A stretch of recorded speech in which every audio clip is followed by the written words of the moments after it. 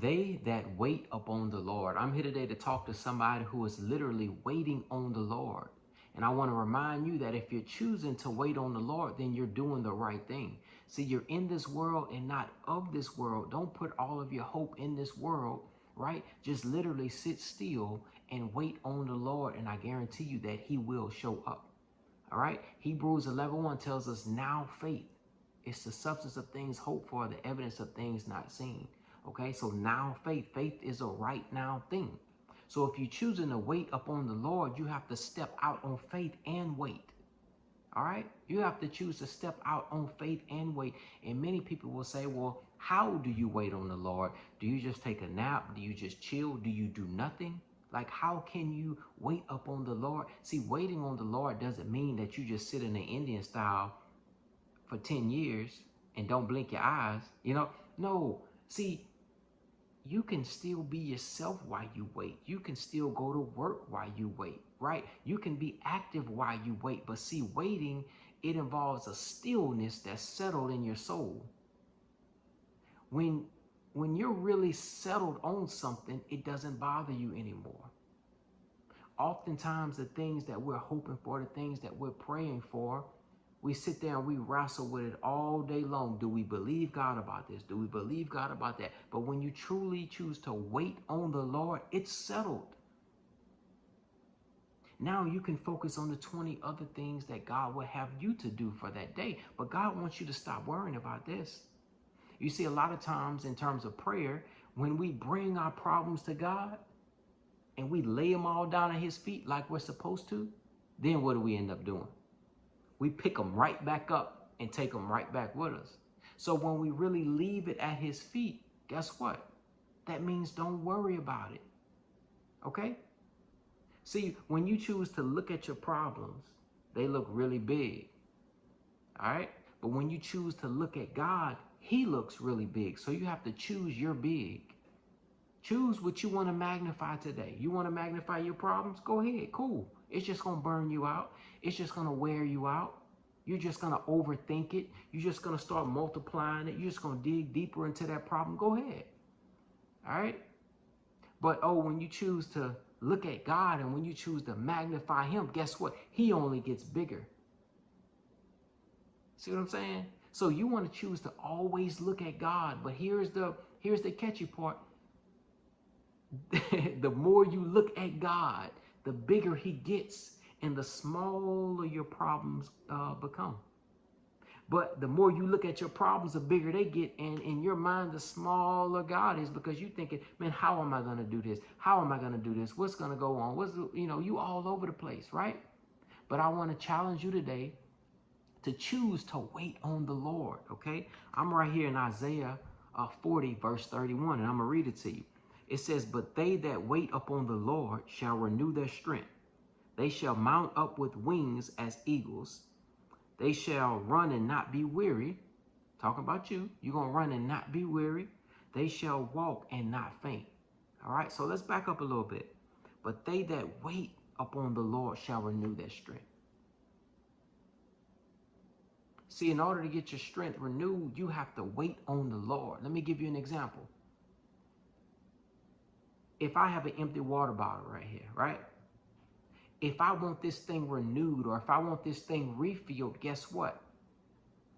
I'm going to wait on you because you're walking around with a big giant pitcher. If I choose to wait on you, I'm going to get filled up. But if I choose to try to be a know-it-all, if I choose to try to be a Speedy Gonzalez, if I'm trying to do what everybody else is doing, I'm super busy, right? And don't make time for God, my energy level is always going to be low. In other words, I'm not going to be of service to anyone. Because, see, you can't pour from an empty cup. You can't try to help 20 people if you haven't helped yourself.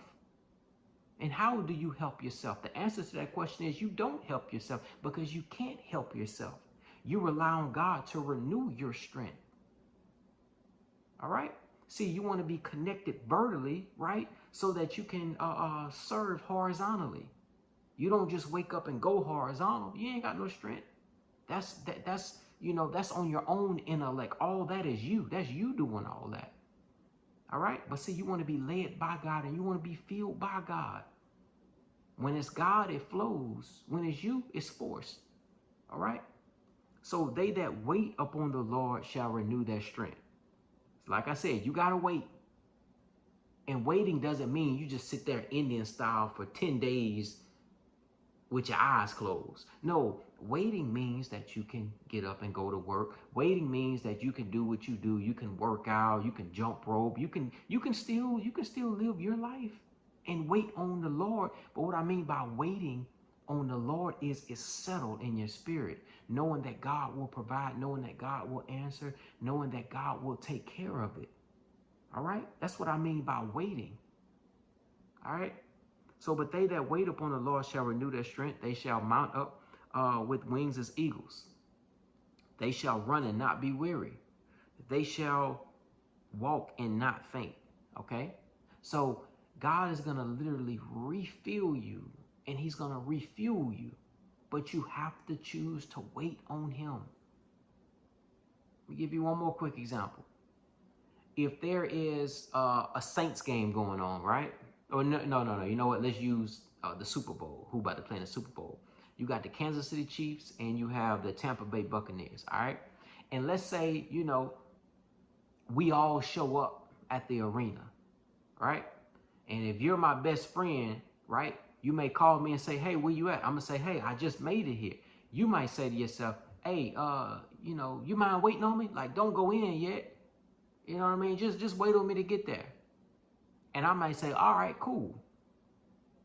Right? So I'm going to choose to wait up on you. Why? Because I know that you bringing me an orange soda.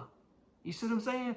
I know that I'm going to get all the benefits that come along with it, because if I go in there by myself and I get jumped by 5 people and get my little nose broken, ain't nobody got my back, right? But see, when I got 2, I'm all right.